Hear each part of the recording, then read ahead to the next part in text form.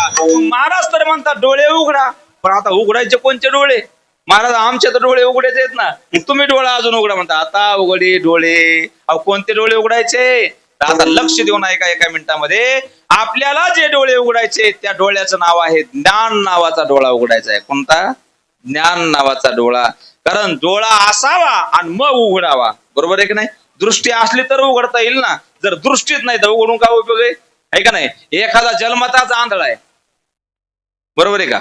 जन्मताचा आंधळा आहे, त्याला सांगितलं तू आता तुझे डोळे उघड, काय उपयोग? डोळे उघडून उपयोग होणार नाही. आता उघडे डोळे, मग कोणता डोळा? तर महाराज म्हणतात ज्ञानाचा डोळा उघडायचा आहे. आणि हा जर डोळा उघडला तर परिणाम काय होईल? महाराज म्हणले तुम्हाला देव दिसेल. आता उघडे डोळे. आता इथे एक शब्द महत्वाचा आहे, आता शब्द वापरला. कोणता? आता. आता म्हणजे आता हा शब्द वर्तमान कालवाचक आहे. कसा आहे? वर्तमान काल. जगद्गुरु तुकोबाराने सांगितलं, अरे आपलं वय तपासा. वय कोणाचं वय किती? कोणाचं 35 असेल, कोणाचं 32 असेल, कोणाचं 25 असेल, कोणाचं 10 असेल, कोणाचं 85 असेल, कोणाचं 95 असेल.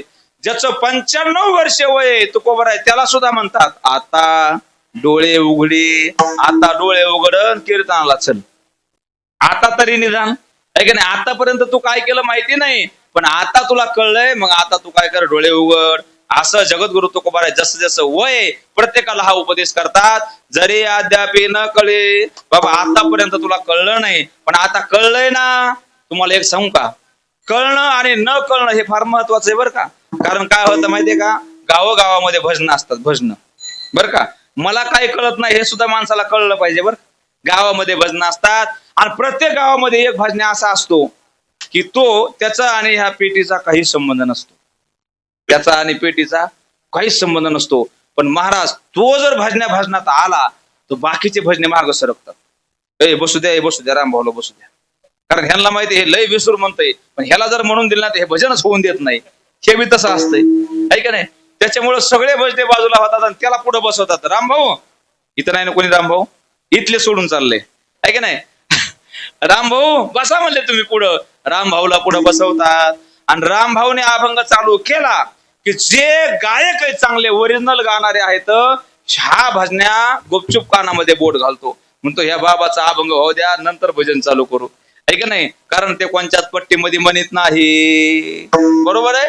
आता हे झाला एक भाग. आता ऐका, हाच रामभाऊ काही दिवस गावाच्या बाहेर जातो, बाहेर फिरतो, इकडं तिकडं जातो, भजनी मंडळात तिकडं फिरतो आणि पुन्हा 6 महिन्यानं परत गावामध्ये येतो. गावामध्ये आले की गावातले भजने थरथरच कापतात. काय नाही म्हणले, ह्याला जरा अभंग म्हणून दिला, भांडणच खेळत आहे, टाळानं सांगताय म्हणले, आहे की नाही? मागं पुढं बघत नाही. आणि मग तो 6 महिन्याने येतो, भजनामध्ये बसतो आणि बसल्याबरोबर सगळे म्हणतात रामभाऊ तुमचा अभंग पहिला होऊ द्या, आहे की नाही? आणि मग हे अभंगाला सुरुवात करतो आणि सुरुवात केल्याबरोबर अभंग बेसूर होतो आणि रामभाऊ थांबतो. काय करतो? थांबतो. थांबल्याबरोबर बाकीचे भजन म्हणते खेळता काय भांडणं, 6 महिने झाले याला भांडणं खेळायला भेटले नाही, आता काय खरं नाही म्हणले, आहे का नाही? थांबतो. पण त्याच्यामध्ये त्याचा मित्र एक डेअरिंग करून विचारतो, रामभाऊ अहो तुमचा अभंग होऊ द्या ना, कशा करता थांबले? म्हणा तुम्ही अभंग. नाही हो, अभंगाला सुरुवात केल्याबरोबर माझा अभंग बेसूर झाला म्हणून. पहिलं का बरं? पहिलं काय करतो हे कळतच नव्हतं, म्हणजे माझं चुकतंय हे सुद्धा कळत नव्हतं. पण आता माझं चुकतंय हे कळणं हे सुद्धा कळण्याचं लक्षण आहे, ज्ञानाचं लक्षण आहे. विठाला विठाला विठाला विठाला विठाला विठाला विठाला. मला काही कळत नाही हे कळणं सुद्धा ज्ञानाचं लक्षण आहे, सुरुवात आहे ज्ञानाची.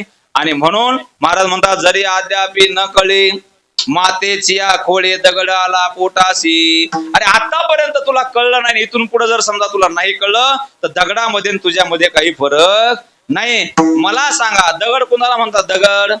दगड त्याला म्हणतात.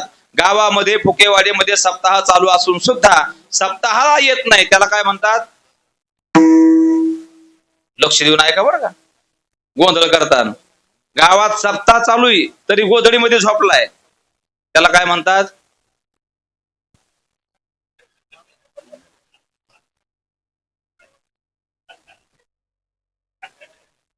काय म्हणले गावा तिकडं?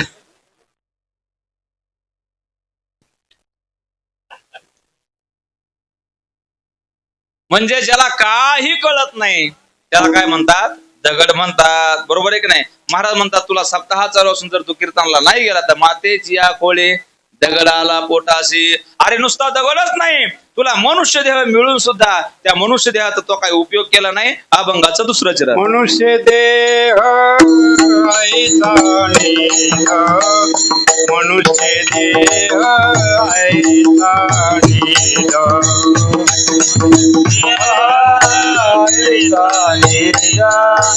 मनुष्य ऐसा नील. साधा दे साधा जीद, साधा दे साधा जीद. साधारण ते साधा शीत, साधारण ते साधा शीत. करोनी प्रबोध, करोनी प्रबोध. करोनी प्रबोध, करोनी प्रबोध. संत पार उतरले बोला, पार उतरले, संत पार उतरले. संत पार उतरले. मनुष्य देह ऐसा नील, मनुष्य देह ऐसा नील, मनुष्य देह ऐसा नील, मनुष्य देह ऐसा नील. मनुष्य देह ऐसा नील, मनुष्य देह ऐसा नील, मनुष्य देह ऐसा नील, मनुष्य देह ऐसा नील. जगद्गुरु तुकोबाराय म्हणतात, बाबा तुला मनुष्य देह मिळालाय आणि तरी तू भजन करत नसतील, कीर्तन ऐकत नसतील, तर तुला तो दगडासारखा तुझा जन्म वायाला जाईल. आता लक्ष देऊ नाही का? महाराज म्हणले मनुष्य देह ऐसा निध. निध शब्दाचा अर्थ आहे ठेवा, धन. हे मनुष्य रूपी धन मिळालंय. आता मला सांगा, आपल्याला नरदेह मिळालाय का कळालाय? माझ्याकडे लक्ष द्या. नरदेह मिळालाय का कळालाय?